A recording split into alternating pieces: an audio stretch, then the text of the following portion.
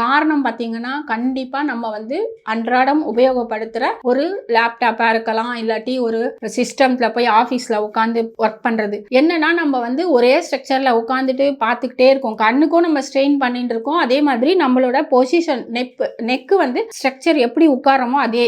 என்ன பண்ணணும்னா கொஞ்சம் நேரம் வந்து எழுந்திருச்சு போயிட்டு நம்ம வந்து நெக்கை வந்து கொஞ்சம் ரிலாக்ஸ் பண்ணணும். அதே மாதிரி கண்ணையும் வந்துட்டு நீங்க போயிட்டு நல்லா ஒரு தண்ணி கொஞ்சம் சில்லுன்னு தண்ணி எடுத்து கொஞ்சம் வாஷ் பண்ணிக்கிட்டீங்கன்னா கூட அந்த ஐ ஸ்ட்ரெயின்லாம் கம்மியாகும். ஆனா யாருமே அப்படி பண்றது இல்லை. 24 மணி நேரம் நம்ம ஆஃபீஸ் போனா 8 மணி நேரம் அந்த சிஸ்டத்துலயே உட்காந்து கண்ணு இங்க அங்க போகாது, அப்படியே இருப்பாங்க. ஸோ தட் இதனால வந்து நிறைய பேருக்கு வந்து பாதிப்புகள் வர்றதை நம்ம பார்த்துட்டு இருக்கோம். இப்போ பார்த்தீங்கன்னா நிறைய பேருக்கு நெக் பெயின் இல்லாம நிறைய பேர் இல்லவே இல்லை. பைக்ல போறவங்களும் சரி எல்லாருக்குமே வந்து எனக்கு நெக் பெயின் தான். காலர் கூட போட்டுட்டு இருப்பாங்க நெக்குக்கு பெயினுக்கு. ஸோ இது வந்து எப்படி நம்ம சரிப்படுத்துறது அப்படின்னு நிஜமா நினைக்காதீங்க. வித்தின் 1 டேல ஒரே ஒரு சிட்டிங் நீங்க அக்குபங்சர் எடுத்தீங்கன்னா கண்டிப்பா 2 பிரச்சனையும் அட் சேம் டைம் வந்து சரிப்படுத்த முடியும்.